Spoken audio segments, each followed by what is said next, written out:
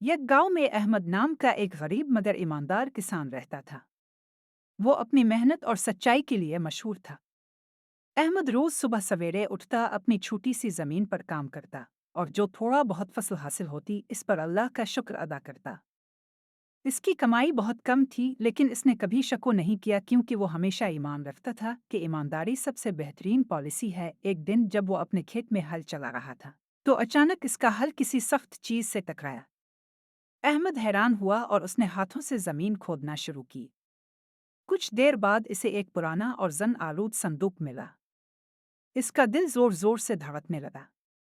اس نے بڑی احتیاط سے صندوق باہر نکالا اور کھولا۔ اندر دیکھ کر اس کی آنکھیں حیرت سے کھلی کی کھلی رہ گئیں۔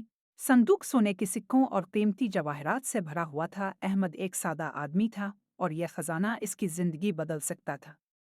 وہ ایک بڑا گھر بنا سکتا تھا، زیادہ زمین خرید سکتا تھا اور آرام سے زندگی گزار سکتا تھا۔ لیکن اس کے دل میں ایمانداری نے اسے خزانہ اپنے پاس رکھنے کی اجازت نہ دی۔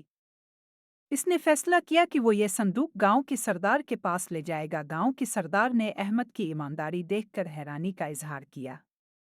سردار نے کہا، احمد، تم یہ خزانہ بغیر کسی کو بتائے اپنے پاس رکھ سکتے تھے، پھر بھی تم اسے یہاں کیوں لائے ہو؟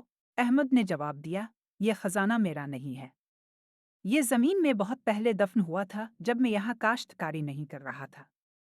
میرے لیے یہ صحیح نہیں کہ میں ایسی چیز اپنے پاس رکھوں جو میری نہیں ہے۔ سردار احمد کی سچائی سے بہت متاثر ہوا۔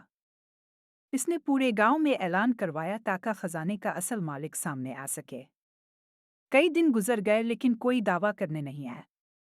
آخر کار سردار نے کہا، احمد، تم نے بے مثال ایمانداری دکھائی ہے۔ چونکہ کوئی اس خزانے کا دعویدار نہیں آیا، میں سمجھتا ہوں کہ یہ تمہاری ایمانداری کا صلہ ہے۔